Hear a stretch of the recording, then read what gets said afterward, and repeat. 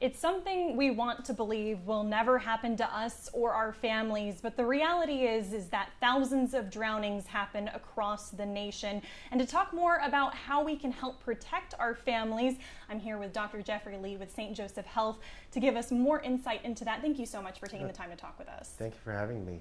We wanted to start off just talking about those risks. We mentioned that people never want to admit that this could be something that could happen to our families. So is there that danger when we're headed to the pool, the lakes, or even the beach? Absolutely. Even if we have adults around, drowning can still happen. And so we see it often enough that it's scary, but as long as we can take precaution and be aware of what's going on, that'll certainly help and help prevent the drowning from happening. When we talk about taking those preventative steps, what are some things that we can do to help keep ourselves safe and our families safe? So if we are in a residential pool, we want to make sure that all corners or all four sides, if more than four sides, and all the sides are covered with the fence so that kids don't end up getting in there without someone's knowledge. The recommendation is for the fence to be at least 4 feet tall, covering all areas. That's one of the ways. Other things may be that making sure that there's at least one person keeping an eye on every child. If we assume that's not good enough, we have to make sure that there is a designated person.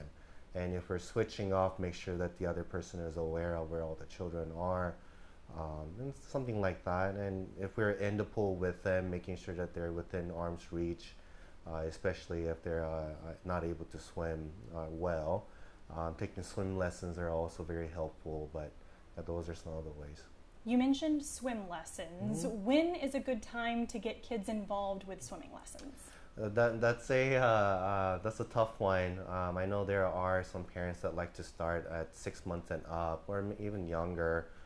The current recommendation is 1 year and up. Under 1 year of age, they didn't have enough data to really support that it helps to learn, but 1 year and up is a current recommendation. I know that we mentioned there's this risk of drowning. It does exist, and it's particularly true for young children. You mentioned 0 to 4? Yeah, so it is the leading cause of death in children under the age of 4 for obvious reasons. They're not very good at swimming, and a lot of times they can remain unattended. Even if we're filling up the tub and we think that the water is not tall or high enough, that we won't worry about it. But babies do a lot of weird maneuvers, and they may end up with their face down. And so even if the water is low, they're still concerned for drowning.